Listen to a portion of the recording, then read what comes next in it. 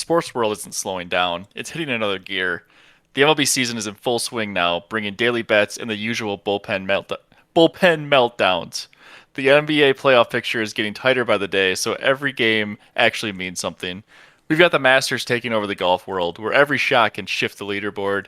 And of course, UFC 327 is here this weekend, where one clean hit can shut the lights off instantly. Every wager feels calculated, and every loss, yeah, they're going to sting just a little bit more. Let's get into it. I'm Brogan. I'm Sean. And I'm Nick. And boys, we've got some shots to take. We are ice cold. Ice cold. I don't even know what else to say. Man, the parlay of the week, once again, nobody hit anything on it. So we all have an extra shot this week. Pretty impressive that we can go back-to-back weeks of not even hitting one leg of a three-leg parlay. If only. And then, not even that, but nobody's gone above positive in the last 3 weeks. 2-2 has been the best somebody's gone. So, unfortunate. In the off season. There's a lot of red. Yep, a lot of red. But, I mean, we can't change the past, right? We can only change the future. And we got a lot of fun sports this week to bet on and make some money on. But before we get to this next week, how about we go over our regrets? I went 2-2. You guys both went 1-3. Who wants to go first between you two? Me. Go for it. Go for it. I fucking suck at the UFL. They scored points. Everybody except for the Kings and Storm, they really fucking suck. But everybody else actually fucking put up points. And now I'm going to have to take 4 shots. We're just going to keep it short and sweet. They just put up points this week. I was hoping that maybe it was going to take another week for the teams to get in motion, getting shit rolling on offense and whatnot. No. So since we all missed, I'll be taking 3 shots and then an extra one for us all missing. So I will be taking 4 total. We're almost done with. Actually, we're not. The handle of vodka is still going pretty strong. It was full last week, huh? It was a tough week at work. Fuck, dude. Already mixed up the words. It's I smelt the alcohol and my brain already fucking went off. So that's it. That's all I got for you guys. Going offline, I love it. All right, I can go. All right, I'm very similar to Nick. I also went 3-1. Let's hit these, or 1-3. God, I you wish. Fucking wish, bum. I fucking wish. So yeah, hoping for some good juju this week, and maybe I will go 3-1. Who knows? But we'll go back to what we got last week. So my Nerfy of the day last Thursday didn't hit between the Mets and the Giants. I think both teams scored in the first inning, which as a Nerfy better, that's just sickening. The next one was also on that Friday, Toronto and Philly money line. I didn't even need the Dodgers in there. They just I think Philly got home. Toronto sold. They lost the series or got swept by the White Sox. So shows you the state of basketball or base basketball. Jesus Christ, it's been a long fucking day. I'm also fucking my words up. This is just going to be awesome. All sober fucking words up. Lovely. Toronto got beat by the White Sox. The White Sox suck, and apparently Toronto is a lot worse than we thought. So that could be not great. And then Arizona money line. I thought that they were going to beat Michigan. I thought it was going to be close-ish, or I thought they were either going to win close or it could get ugly for Michigan and they could just lose in blowout fashion. Well, neither of those things happened, and Arizona was a team that got blown out. That game wasn't even competitive. Minutes away from the first half, 10, 15 minutes into the game, you already knew what was going to happen. It was fucking sad. Then my one win that I did hit was Dan Hurley and the boys covering against, who the fuck they played? Oh, Illinois. Yeah, they just beat Illinois because Illinois, I knew the wheels would fall off of their wagon eventually, and Team Europe goes down. So thank you, Dan Hurley. I still have 4 shots, though, because I sold the parlay of the week as well. And we got we're back to that fucking tequila shit last week was terrible. So we're back to Old Smoky, Tennessee, salty caramel moonshine. And hopefully this will be a lot smoother than last week. The video quality on that, where I almost threw up all over my computer, was bad to watch. So hopefully this is a little bit better. All right. Well, It is. I guess that leaves me. I went 2-2. College basketball just fucking kills me. Wasn't your year, buddy. No, I hit one college basketball pick this year out of what is that? 7? I think I went crazy. 1-6. So yeah, I mean, listen, I know. I guess I'm gonna stay away from college basketball. Good thing it just ended. Next year, we're probably not gonna remember and bet a bunch of losers again. But this last week, I got fucked by Arizona money line because yeah, Michigan just dominated them. And then also Illinois -2.5. Yeah, UConn pulled that thing out, and it wasn't necessarily super close either. I mean, UConn was just kind of in control of that game, unfortunately for me. So I have those 2 shots, and then the third one for also having the loser in the parlay of the week for all of us. What did we hit, though? Man, we were out to a 2-0 start. Women's college basketball, UCLA money line over Texas. That was like one of the lowest scoring games I think I've ever seen. But UCLA ended up winning the entire national championship, so shout out them. And then MLB, Atlanta to win by 1 run in the first 5 innings on April 2nd. I think they're up by like 3 or 4 at the end of the first 5 innings, so that one hit as well. So yeah, if I just stay away from men's college basketball, I think I can hit some more bets. So luckily for me, there is no more college basketball to bet on, and I feel a 4-0 week going on. But before that happens, I've got some Christian Brothers brandy today because I absolutely hate myself. So yeah, cheers. I love to see that, That was boys. probably my biggest regret of the weekend. I was in a legal betting fuck. state. This shit is not good. But yeah, I wanted to bet UCLA. I was doing a little bit of drinking at some breweries and forgot. And I wanted to bet them in the national championship. I did a little bit of drinking and I forgot. So that tells you anything. Get your bets in before you start drinking, folks. That's why What are you doing? You get your bets in before you start drinking, and you don't live bet. Those are the 2 No. fucking no-nos. Unless if you're betting Iowa punt. Okay? No, if you know ball, drinking's not a problem, but sometimes it just pulls an involuntary stop sign for you. Yeah, I mean, what you feel it in your gut. I mean, you got to go with it. No, I was out gambling last week. I think I was telling you guys about this off the pod, but I'm gonna repeat the story on pod. I was playing craps, bubble craps, and my brother FaceTimes me, and I'm an uncle. I'm a godfather to like a 2.5-year-old, and I'm playing craps, and I'm having him tell me when to push the button. I've never seen a child so engaged on a FaceTime before. He loved it. I didn't love it because I ended up losing $160. Because that little fucker, Let you take your phone out at the table? doesn't know when to press the button. He doesn't. I'd listen to him. He's like, press now, and I would press it, and I rolled I think it was 4 sevens. I rolled 4 sevens in 8 rolls.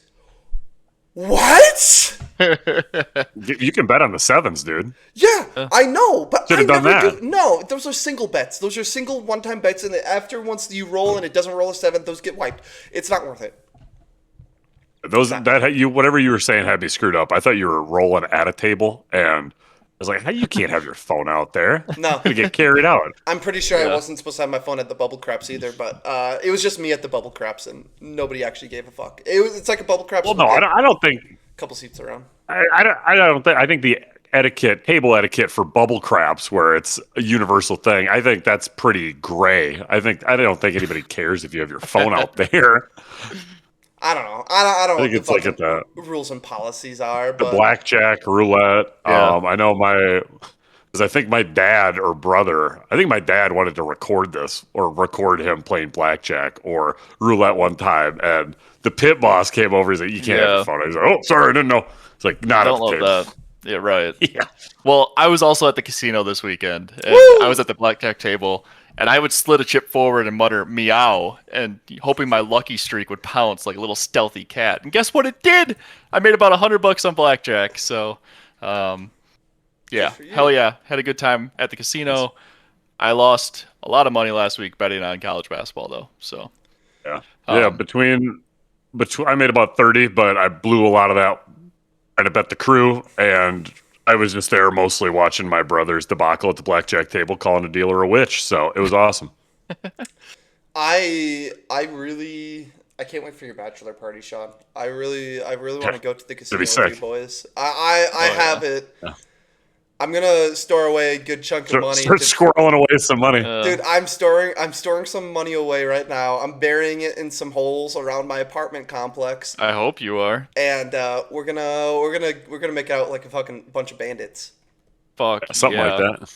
Yeah. Yeah, can't wait. Conveniently lines up with some pretty sweet sports events too, so should be an excellent weekend. But before we get to that weekend, looking back at this last week, man, Michigan got it done. Big Ten finally wins a college championship. I don't really have anything else to say besides, yeah, go blue. I think that's what Michigan says. This is the time that my fiance did want me to shout her out that she won our family pool of like 44 or 45 different people entered into Hell this yeah. one, and she knows Did you help her with a that? No, she goes strictly on vibes. And Good for yeah, Why her. is she not on the pod? Good for her. That's true. She should probably be replacing you when we're talking college. Right, definitely should be. 100%. So yeah, that was fun to see. That's about all I got. I mean, there was a lot of talk of Dusty May taking the North Carolina job, but they pulled, I think, Mike Malone, the old Michael Malone, ex Nugs. Michael Malone, ex Nuggets coach, which I think that's a really good hire for them. I know North Carolina is now transitioning now that they got Belichick to a all football school, but yeah, I don't know. I saw some people say that that's the kind of the kiss of death once they get an ex NBA head coach in there for a dying blue blood program, but I don't know. I don't really hate North Carolina, so Yeah, I was talking to my dad about all this shit, and so this is gonna be like a slight pivot, okay, off of college basketball. Oh yeah, let's do it. Talking with my dad, and we were talking about Wisconsin because why not? You know, we're up in Wisconsin, and I mean he was coached under the great Bo Ryan, so and, obviously. yeah, guys, my dad was a basketball player under Bo Ryan. He will always bring Any that up. chance you can get to put that one in. He will. And so him and I were just talking ball, and we're like, dude, men's basketball, fucking Greg Gard needs to go. And then the football coach, I'm fucking stroking out his Luke name. Fickle. Also Fickle. needs to go. And I saw a fucking a study done, like over the next 5 years, the city of Madison will lose over $1 billion+ over the next 5 years if the Wisconsin football team continues to suck cock. From hotels to food to drinks to all this shit, they will lose over $1 billion in commerce in the next 5 years if their football team still sucks cock. Which it's okay for Wisconsin, from what I've learned, pays out all of their programs like the same. Like they put the same amount of money across each program, which is why like we have incredibly Is it kind of successful. proportionally, or do they get a one large lump sum? It's the same Does that amount. work? It's the same amount of money across each program. They get X amount of money and they divvy it up, and every program gets the same amount of money, which is why we have such successful women's programs. Nothing. Well, against, we have women's hockey, and I mean our women's basketball team has improved this year. At least I think we made it to Made the a run in the NIT. WNIT. Yeah. Yes. So like So that was cool to see. And with all that money, the women's teams are fucking flourishing, but we can't keep up with all the fucking, like Michigan State, like they just fucking pump money. We can't keep up with Ohio. We can't keep up with any of these other teams or any of these other programs that just pump money into one specific sport. And they say, yeah, the rest are just fucking good for Wisconsin for treating everything equally. But in terms of money, well, we're not one of these SEC schools where we give millions upon millions of dollars to the football program, and then women's basketball, we're going to hang you out to dry, or women's softball, forget about it, not doing that. So yeah, I mean that's cool that we do that, but good for Wisconsin, but we're starting to see the effects of it. Well, with football, where we have a roster of what is it, Brogan, in college? It's like 80-some, 90-some people. 80-some, yeah. Like, obviously, the backup long snapper isn't going to be making quality NIL money. And I did see that our, not dean, whoever the president of the campus college is, I should really know that.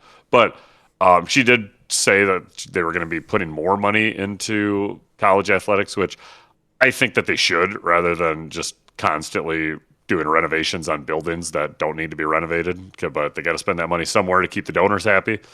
And I think if you're a Wisconsin alum, you would want to have a quality product of a football team, but I don't know. Yeah. Well, and speaking of the Badgers, they play in the Frozen Four tomorrow as we're recording this, Thursday, April 9th. They play North Dakota, who is a just powerhouse in men's hockey. So, anyways, one men's sport is actually flourishing. So that's good to see. They had no business being there either. They were like the 3 seed in their regional. So that was awesome to see them make a run. Mm-hmm. Yeah, I went to one Badger hockey game this year, and it was Michigan versus Wisconsin, and both those teams made it to the Frozen Four. So got to see some high quality puck. I was trying to explain to my dad about how we were like the men's Badger men's hockey teams back. He's like, "We went to a game 2 years ago. They were dog shit." What do you mean? I was just trying to attempt to explain the NIL and the transfer portal and the turnaround that it's not a traditional. It's going to take 5-6 years to develop a program and rebuild from the ground up. But. Well, and like Spittin' Chicklets from Barstool put out a video on YouTube not too long ago about like the Badger hockey facilities, and it's pretty badass. So, I mean, I don't know what the state of hockey facilities are across the nation, but like, I guess I was impressed with what's available in Madison. So, I mean, just our women's college hockey. I mean, we had how many representatives from the women's for the Olympics national hockey team? Yeah, it was awesome. And national champs this year too. I'm sure we've already said that before, but yeah. So that's exciting. That's where it shows spending the money equally. You get success across more programs, but the ones that pull in all the money, not so successful. Well, talking about spending money, let's transition back to the NFL. Kirk Cousins getting the bag to go to the Raiders. Although I don't think it's technically a bag. I think it's like a $20 million year deal, but the way it's worded, it looks like it's a lot more than that. Yeah, I think it's what is it, a 4 or 5 year deal? All the money's front load. Like he gets $20 million guaranteed in the first year, and then after that they can essentially cut him for like nothing. Like it won't. This is his like hit his cap, do a cap hit too. I was reading this. This is like X amount of consecutive contract that's been guaranteed. So he's not on a. I respect Kirk Cousins now enough. Catch me about 5-6 years ago, I'd probably have a different tune. But respect Kirk Cousins enough now that I think that he is definitely. It's warranted of these guaranteed money. He's not essentially Sam Bradford, where he's not a great quarterback and he's stealing money from organization after organization because he was the first overall pick. Okay, that means nothing. I mean, Ryan Leaf was the second overall pick in 98, 99. He was in jail. However high you were in the draft doesn't mean shit. But apparently to some NFL GMs, it does. I think Kirk O'Chains has now made more money in the NFL than Tom Brady has. Fun fact. Just like everything. Well, Tom Brady was taking pay cuts for years to stay on the Patriots. Yeah. But I mean, he also had to help put winners around him. Like, yeah. Like a Like it's crazy, I guess, the money in sports. Like it's just insane, especially like NBA money. I don't know, just the money that gets pumped into teams these days. Like there are role players making way more than Hall of Famers were just like even 10 years ago. I saw the Um, initial fucking Reggie White contract for the Packers. It was like 4 years for $17 million. yeah, What? Probably none of insane. that. Probably a third of that was guaranteed.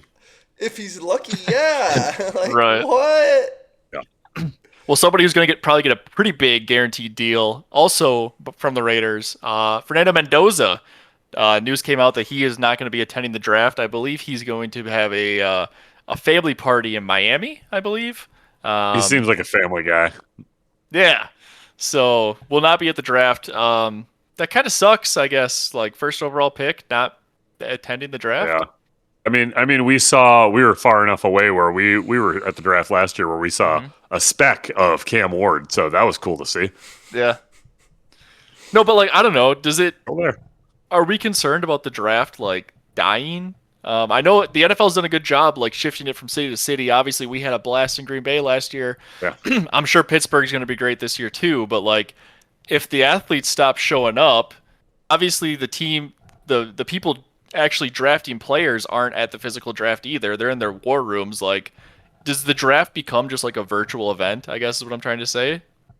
I don't think so. I think if it was going to take off, it would have taken off after COVID, where all that shit was virtual. So I'm not as worried about it. And football fans are rabid. I think they're going to go wherever. Like I'm sure everyone in the greater northeastern part of the state is going to be flocking to Pittsburgh. I mean, hell, we were talking about going to Pittsburgh last week. So and That's true. we're 10, Right. 15 hours plus away from Pittsburgh. So I think I think that it'll be fine, and I think it's given people a lifelong memory. Like I said, I mean, even again, we were just I have a picture of it. I just saw it came up on my memories of like the picture I attempted to take of trying to see Cam Ward. We were still so far away that we were probably doesn't work, and it's definitely blurry, but it's still cool. I mean, the video of Matthew Golden getting drafted last year, that was a Hmm. memory that it was I've been in Lambeau for multiple different touchdowns and games that we've won, and that was the loudest I've ever heard it. It was incredible. Yeah. Yeah. No, I don't think he'll die. Just like Sean said, especially this time of the year where it's April and you've had a good couple of months of separation of football and like every NFL What do you fan mean? The wants. UFL's kicking off. Yeah. I don't know. I don't think it'll die because like I feel like the players like it too, because they get to go out on stage and they get to soak in all the fucking cheers and all the vibes, and they get to meet the fans and whatever. I feel like a lot of NFL players really like that because like not only are you an NFL player, but now you're like a celebrity, like a pseudo celebrity, and a lot of NFL players try and like build a brand, you know even if you're dog shit like Yeah. Rashawn Gary, he has his own brand, Like Hmm. Easy now, easy. Rashawn Gary is dog shit and he has his own brand. It's just like they're gonna try and go out there and build their own Let's, brand. And let's not start bad mouthing former players. I was bad mouthing him while he's on the team. It's not because he That's was a fair. former player. Dude had 0 fucking sacks in 8 games. Yeah, Well, I guess. there's It's not somebody like they're who just Bucks players, but somebody just requested a trade that could potentially get a lot of sacks for the Packers. Dexter Lawrence from the Giants. Hey, Any chance he becomes a Packer? Probably not. The But Packers pretty big reach news, out. I guess. well, we Packers reached were out. attempting. So I give them a second round pick. Maybe I'll give them 2 second round picks. You're telling me we don't have two? We don't have our first or second round pick for this year and next year. I'd be okay with it. But in the process, we have Dexter Lawrence and Micah Parsons. I think we're going to be just fine. I saw like He's a I saw a pressure rating for like interior defensive linemen. Dex over like the past like 3 years. Dexter Lawrence has 100 plus pressures from the interior. The next highest was like 20. Yeah, he's nasty. Like I think he's like looking for like what 30 million a year. And I think I don't know how we're paying any of these guys, but the Giants wanted a late first round pick for him. So I don't know how much the Packers are gonna have leverage over that. but I would fucking love to have Sexy Dexy on my team. I would fucking trade Jaden Reed and a second. No, don't do that. Why not? We already have Christian Watson. We From my have understanding, Wicks is going to be. We're essentially trading Devontae Adams for Dexter Lawrence. Right, we so. don't need to have this conversation again. no, I'm trading Jaden Reed, not Devontae Adams Jr. Oh, we're good. Yeah, so I mean that'd be exciting. That is a big news though. Like Dexter Lawrence, if you ask like a casual NFL fan, they might be like, "Who's that?" But as Nick said, like he is a fucking menace on the field. So no matter where he goes, it'll be a huge upgrade for whoever's able to land him. Hopefully, the Packers are, because that would be sick. That would make our fucking defensive line just disgusting. Absolutely, Devontae Wyatt, Sexy Dexy, LVN? Michael Parsons You halfway kidding through me? the season. LVN. Lucas Van Ness, get out of here. Let's go. Well, okay, so you know who else needs to get out of here? Fucking Wilson Contreras, man. What a soft little bitch. I just want to bring that up. I put this in the rundown. I was hoping that you would. So I haven't fact checked this, but everybody's throwing out that he's been hit by the Brewers 24 times. Listen, he's played for the Cubs, for the Cardinals. If you play in the same division, you're obviously going to get hit by the same team more often than somebody outside of the What division. do you play in division game per year? 12 games? 15 games? Right. So the other problem I have with this too, the dude crowds the fucking plate. Like his toes are literally as close to the plate as they can be. Like if you see a picture of him in the batter's box, he is standing as close to the plate as he can. So you can't crowd. The same shit like Rizzo from back in the day. Right. Like, yeah, if you crowd the plate, no shit, you're going to get hit or you're going to get more brushbacks. Yeah, and there are still images of him doing his like load, and his fucking knee, his elbow are over the plate. They're in the fucking strike zone. So like, you are putting yourself in front of the fucking ball, and you're mad that you're getting hit? Like, what a soft little bitch. And then, the Bush League slide at second to go in, spikes up, and take out the leg. That is just... Yeah, I was pissed when I saw that. I was unaware that it was him. I just knew it was a dirty fucking play. No, it was right after. I saw that shit on X. When he got hit in the elbow pad, which, like, obviously... 90 miles an hour doesn't feel good anyways, but like it hit him it's not like it like hit him in the hand and like I don't know. That's some Chase Utley shit to Ruben Tejada back in the day where he can like fucking break somebody's leg. That's some bullshit. But then to have the fucking gall in I think it was a post game, like if they hit me again. I can't remember what vague threat that he gave, but I was like, really? Really? You're gonna attempt to break one of our players' legs and then say better not happen again. Guess what, dude? It's gonna happen again because you're going back. You're gonna be a fucking pirate in 2 years. Yeah, you're gonna see all the time. So stupid. At least we have the better Contreras brother of Wilson's younger brother William. 10 times better than Wilson. And yeah, fuck Wilson Contreras. But it's been spicy all around the MLB because just yesterday, I believe it was, or maybe it was 2 days ago, Jorge Soler absolutely throwing down with Ronaldo Lopez. Yeah. Wasn't my favorite fight, but I was hoping at least. Nick, did you see this one yet or no? No. It was just the first baseball fight of the year. It was, I don't even know what brought it on. Like, he was just talking shit as the pitcher was going back to the mound. And then he just started charging. Yeah. So I don't have any context behind it, but it was a good scrap. I'd like to see like not the catcher and other players get involved and just like have the Nolan Ryan like come on and then just throw the gloves down and just fucking go.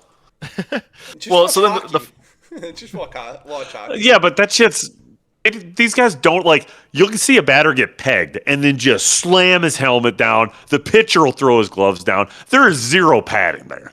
Yeah. Like it's awesome. Well, and then Lopez also had the ball in his hand because the umpire just like threw him the ball because like the umpire thought that they were just going to keep going. Like there was not going to be a fight or anything. So umpire throws ball to pitcher. Then batter charges mound. Pitcher uses ball to then strike Soler. Like it's like he's hitting him with a fucking rock. That's not great. It's better than throwing the ball at him, but yeah. The funny Yeah. part too is like if you slow down the video, I saw this shit on X. Like the Braves manager is the one who actually like tackles Soler. It was a clean tackle too. Like Jose, this dude's like 6'3", like 240. Like he's a big he's dude. built. He's a unit. But anyways, Soler did play for the Braves. I don't know if it was last year or 2 years ago, but like he's familiar with the Braves. Seemed like there was some pent up frustration. I don't know. It was sweet. Love me a good brawl, like Sean was saying. It wasn't too big of a brawl by any means, but it was nice to see the guys No, get a little not feisty not early the on. best. Yeah, not like Bryce Harper multiple years ago going against Strickland of the Giants, where Harper gets hit, just throws the helmet out at Oh Strickland, yeah, sprints out there. Yeah, can't beat that. it was a good time. Um, Or even even back in the day, the Joey Bats and God, he was on the Texan or the Rangers. I forget his name. Joey yeah. Gallo. Well, are you talking about when they slid into second and they started throwing? Yeah. I mean, it's not a pitcher batter one, but he just connected on the chin. It was Yeah, it was a dropped it. beautiful sight. Yeah. Well, don't worry, because there will be plenty of that this weekend at UFC 327 if you want to see some dudes throwing down. Um, You bet. what a card we got. Two title fights, and I mean, what else could you ask for? Yuri Prohashka versus Carlos Ulberg. I mean, get fucking pumped. The one I want to highlight though, for those who might be casual UFC fans or maybe not watching too much, Josh Hokit, who's a heavyweight, this dude is insane. I'm gonna steal Sean, or Sean compared him to Macho Man Randy Savage. He is just unreal. You have to watch this dude's media. So I did compare him to Macho Man Randy Savage, but Macho Man Randy Savage with a learning disability because he's not quite all there. He might have been hitting the head a couple too many times, but Yeah. still electric. So yeah, I mean, we got a great UFC card this weekend. I will be tuned in for sure. I'm sure we'll cover it later in some of our locks, but yeah, just going from guys throwing punches at each other, I figured we had to plug UFC 327 there. I Yeah. am. It quite is a excited for shame this one. That the flyweight, Joshua Van, he did get hurt, so I think that there's no second Oh title shit, fight. did he? But yeah, Oh he got. man. I can't. I know it sucks because I want to see what he Okay. could do. Because Well, then I Japan, didn't even see that. That happened for like, oh Oh. fuck, yeah, that did get canceled or postponed. Shit. yeah. All right, Yeah, well then so just they're one pushing title that fight. one back. But it'll still be awesome. I mean, I think everybody that watches UFC, you got to be rooting for Yuri Prohaska on this one. It is the true samurai. Just love to see it. I mean, after Poatan Pereira won against I forget who Ankalaev, he was like crying because he was so happy because he knew he was getting another title shot. So you just hope that he gets it done. It'll be a good time. Well, speaking of getting it done, let's ping pong back to the NBA. Sean, last week we talked about your bets or Bucks 35 win bet. Any chance they're gonna get it done? Well, we had a 4-0 stretch, very extremely doable 4-0 stretch where we were at Brooklyn last night, taking on the Pistons today, and I don't think they bothered to show up. Then home against Brooklyn, and then last game of the year at Philadelphia, where my thought process was we need to go 4-0 to win. Take care of Brooklyn. They're tanking. They should suck. Then possibly Giannis comes back because he still wants to. I don't know the nonsense that's going on between him and the medical staff of Milwaukee. I'm Not clearing him. gonna quickly. Giannis wants to come back. I'm assuming because of a Nike contract. If he plays X amount of games this year, Giannis will get like a bonus from 31. Nike. And so the Bucks are essentially cucking him out of that bonus from Nike, which is supposed to be like a substantial amount of money. Which is why Giannis wants to return so badly. It could be one of the reasons why Giannis wants to return so badly. Giannis is swimming in that Kelce money, though, so I don't think that he cares that much. But I think part of it wants to be he does want to take the court with both of his brothers, Alex and Thanasis, which, again, have zero business being on an NBA court. I've compared it's disgusting the game like the games that we go to. Not criticizing their play, not criticizing their play at all, but like Thanasis is fine. Like I really love his defensive energy and everything, but he made a he went 1 and 2 or 1 for 2 on a free throw at one of the games that we went to last month against the Knicks, and the crowd treated him like a fucking Make-A-Wish kid, and it was pathetic. Like defensively, I think he's great. Leader wise, off the court, I think he's awesome. But it's I don't like it. It rubs me the wrong way there. That whole talk made me forget my point that I was trying to make earlier. Oh yeah, my fucking bet. So 82 games in a season. Bucks just needed to win 35. We were at 31 yesterday, fighting the New York or Brooklyn Nets that are actively tanking. They took out their leading scorer, got 22 points in 22 minutes. You're gone, buddy. We're going to try and lose this game. And they couldn't fucking lose it. They beat the Bucks, who we didn't have many players. We had Cormac Ryan, who's essentially AJ Green. We had AJ Green out there, who are the token whites on the team that just bang threes and get absolutely exposed when they're inside the paint. We got, again, now currently my favorite Frenchman of all time, and Ousmane Dieng, who is his decision making is questionable at best, but still all right. I'd rather take him and I'd rather have him develop. He could turn into something. He's 22 years old.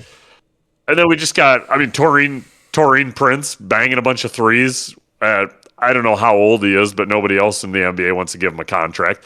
And we end up getting beat by Brooklyn. Not only that, but we lose to them like 96-90 or 98 to whatever. Neither team breaks 100. It's a sad state of affair for the game. Just a big frowny face.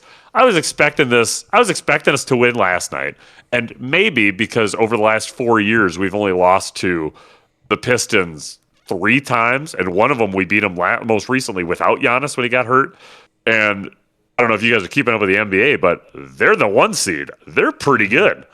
So I thought anything could happen there. Maybe we win. Maybe we don't. Maybe we take care of business on Friday how we should at home against the Brooklyn Nets, who, again, are one of the worst teams in basketball. And then maybe game 82, maybe Philly's already locked up their spot. Maybe they rest everybody.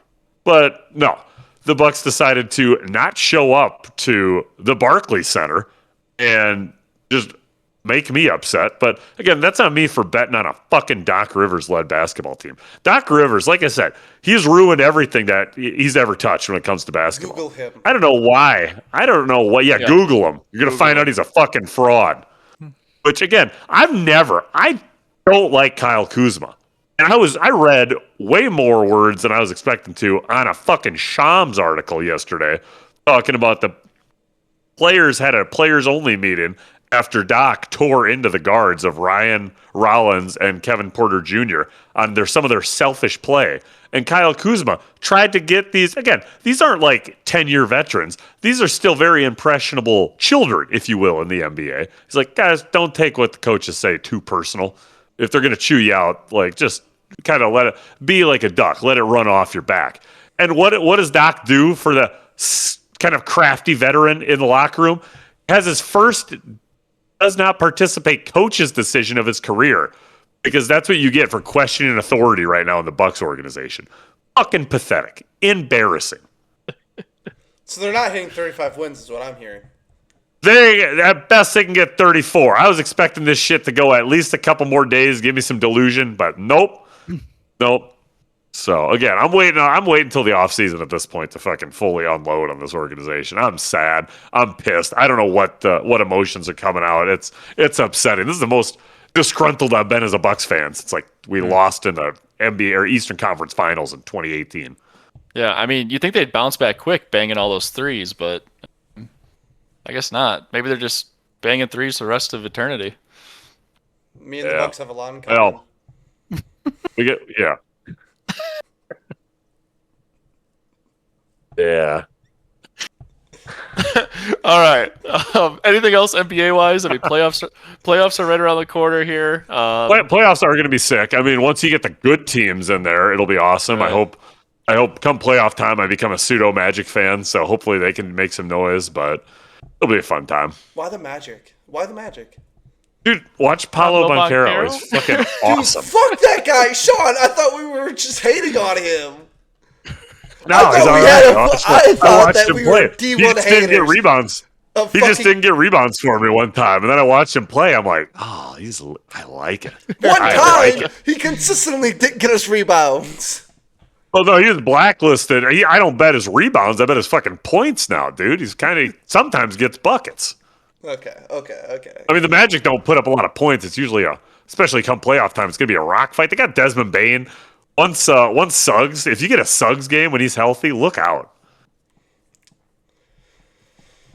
Yeah, that I got the Magic, or not the Magic. I got Boston to come out of the East. OKC to win the whole thing. So it's my NBA playoff previews. Talk more about that. Wemby got hurt, I guess, so I'm not sure if he's going to be resting until the end of the year, but that could fuck up potential MVP / Defensive Player of the Year considerations given given the 65 game mark that they got to hit. So I don't know who could win MVP if SGA can't go or Wemby. So I saw somebody put in like $3 to win $1,000 on Jaylen Brown from the Celtics. Worth a shot, I guess. Well, yeah, talking about getting buckets, also shifting a different sport here to golf, the Masters. Today was the par 3 contest at Augusta National, and there were 4 holes in one today. Technically a 5th one by Bryson DeChambeau.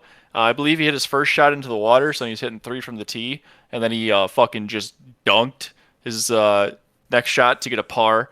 I don't know if you guys get into the par 3 contest at all. Probably not, but seeing these world-class athletes at Augusta's par 3 course. Yeah, dude, they're just...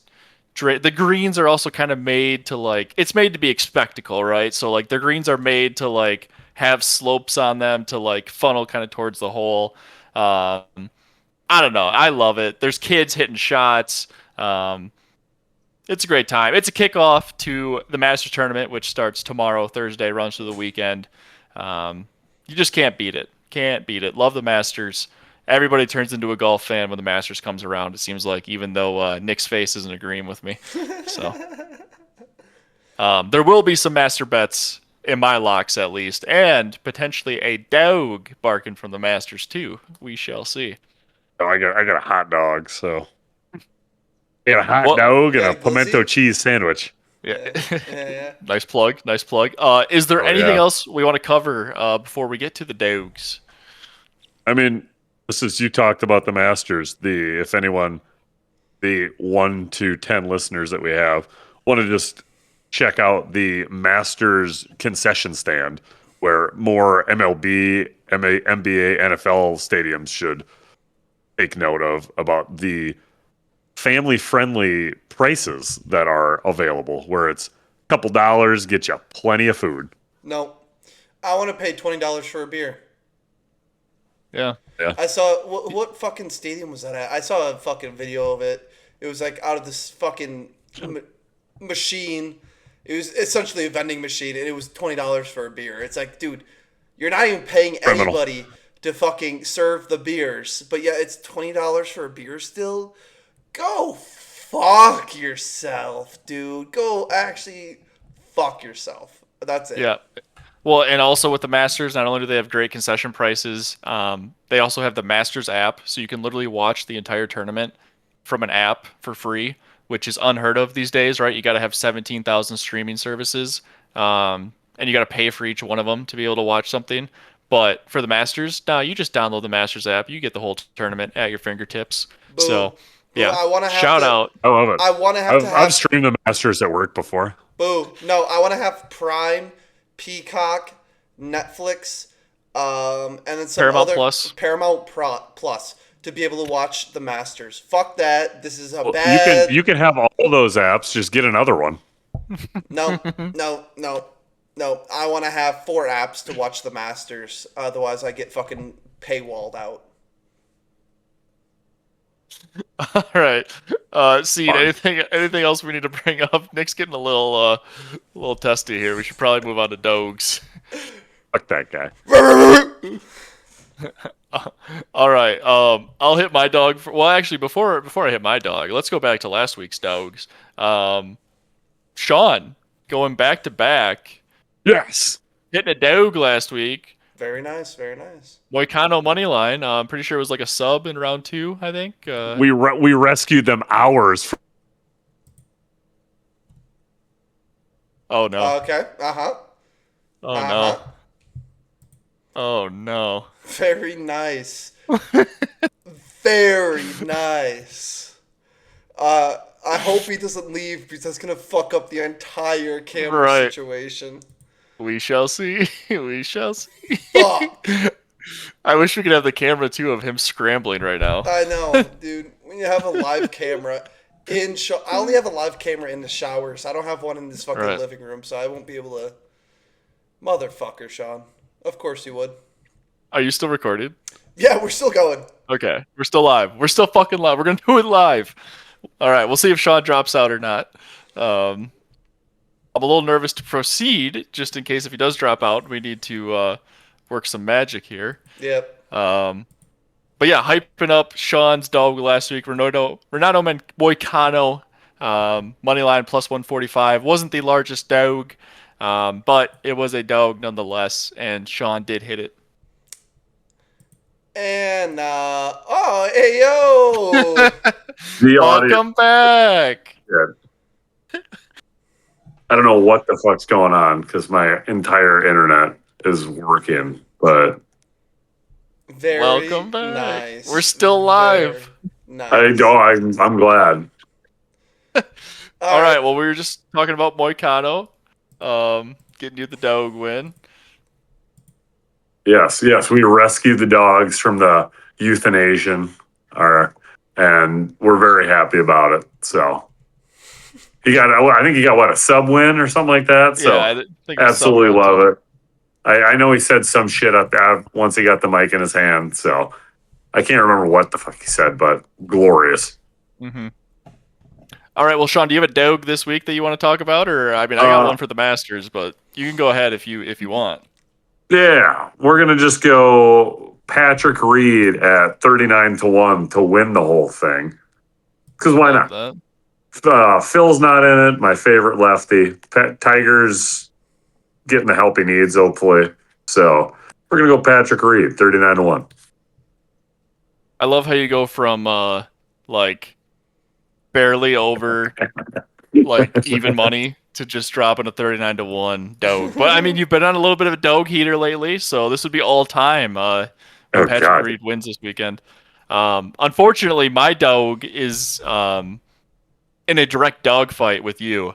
I'm going with any live golfer to win the Masters at only 4-1, so it's a little yapper compared to yours.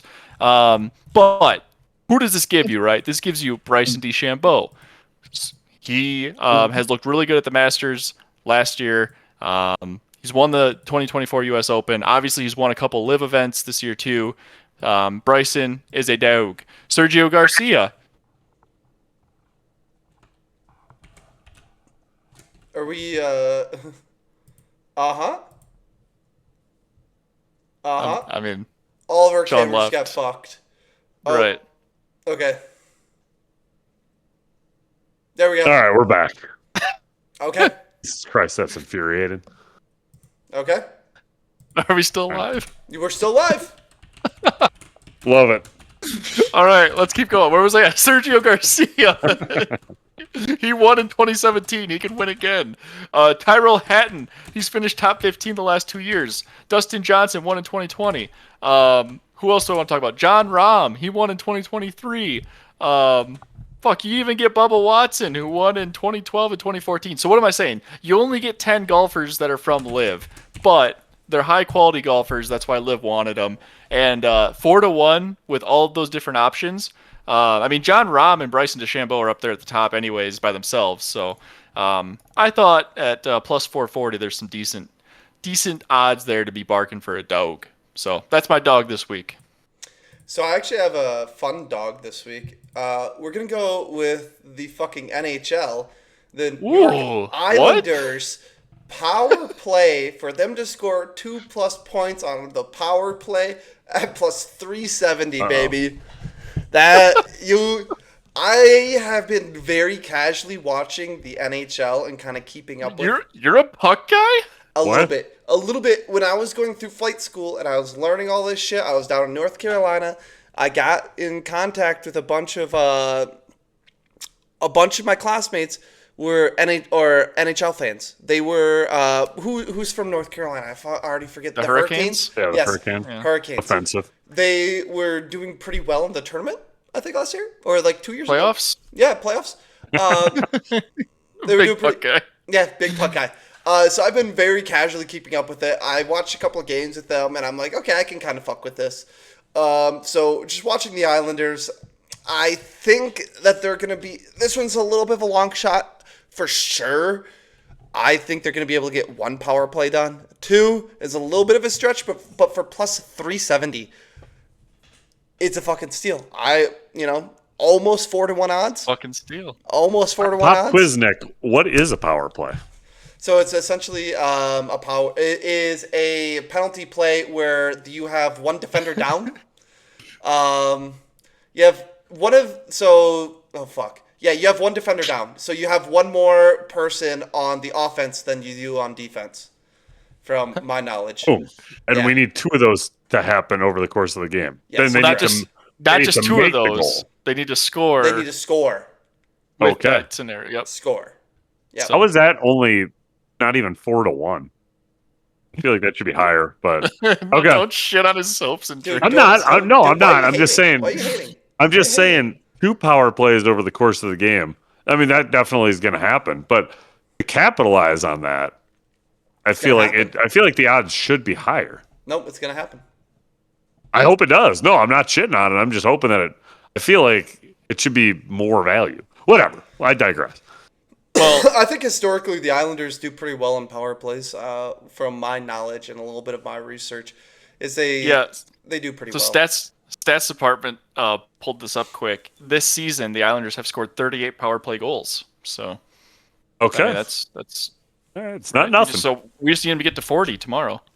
Exactly. Yeah. Be eating. All right. Well, this is a fun week. We all have a dog. It's been a few weeks since Nick's hopped on the dogs, Mm-hmm. so love to see that. All right. Should we move We into all our haven't had a locks? dog since February, so Right. Should we move into the locks now, boys? get to it. All right. I'll do the honors since I was king of the castle at an even 2-2 last week. That makes me want to puke. But we're gonna go 4-0 this week. I can almost guarantee it. We're gonna go 2 Masters bets to start it off with. So first one, Scotty Scheffler, round 1, shooting under 70.5. So basically that would be 2 under because par is 72 at Augusta. Scotty Scheffler just had a kid like 12 days ago, his second kid. So he's gonna get that dad boost. He's always played well at Augusta. He's won the Masters twice. So you're telling me Scotty Scheffler's not going to shoot 2 under tomorrow? That's basically free money. Next one. This one's a little fun. Harry English and Hogard. I think it's like Nikolai or something Hogard. Both of them together to make the cut. So basically they got to be playing on the weekend. Almost even money on that one. Hogard actually has some pretty sweet stats as far as like advanced metrics and stuff. So he's a guy that I think some sharps are betting to finish even like top 20, top 10. And then I don't know, Harry English is just a fun guy to make the cut. So I threw him in there to be able to bet this as a lock. And then for my final 2, I'm going to the UFC. So my final lock, just by myself, I'm going to go Yuri Prohaska, money line. Like Sean said, Yuri's fighting. Can't bet against him, right? So we're going to go Prohaska, money line. And then for the parlay of the week, I got Curtis Blades. Now, this is unfortunately going against Hokit, who I just hyped up with Sean as being Macho Man Randy Savage, but with some trouble upstairs. But listen, Hokit hasn't really fought anybody. Curtis Blades has he lost to Tom Aspinall. He's beaten some people, so this will be a real test for Hokit, and I think Curtis Blades is going to get it done. So those are my locks for this week. You want it, Sean? Sure, I'll take it. So first one we got my daily nerfies. My daily nerfie on X just hit again today. So Hell we're yeah. riding a 2-game hot streak, which is good. Let's So go. desperately needed that. Odds haven't come out yet, but I'm assuming that's going to be somewhere between. Ideally, it's not plus money, but like anywhere from plus money to minus 120, 130 range. Next one is going to be for Brewers Dodgers moneyline parlay on Friday. I'm the names of the teams that they're playing are escaping me, but I'm feeling like that they're going to be able to pull that one off. Next one, I'm going to just have Celtics spread straight up against the New York Knicks on tomorrow at 6:30 on Prime Video for all you Prime Video fans. Now, Celtics got a lot of people banged up, and they're taking on the Knicks at home. I think it's going to be a close game. I think the Celtics, the way Jason Tatum's been playing since he's been back, has been looking incredible. And I mean, Boston's 3 games up on the Knicks for the 2 seed. They are 2-1, or Boston is down 2-1 in the overall series this season.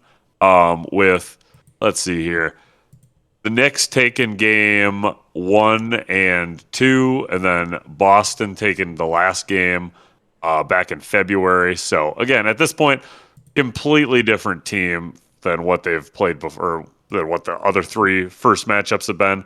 Could be a second round or Eastern Conference semifinal game, round 2 matchup, which I'd be super excited to see. I think Boston gets that done. Then my last round one for the parlay of the week going to be Cub Swanson money line at plus money. Look, I love Cub Swanson. He's going against Nate Landwehr. I think that it's going to be, ideally, it's an absolute war. I thought about just doing Cub Swanson money line with whatever the round under is, because I think both these guys are swanging.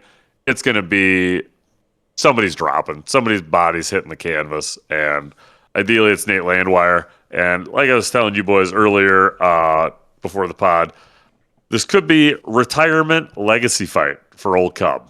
So hopefully Cub Swanson gets it done with the money line.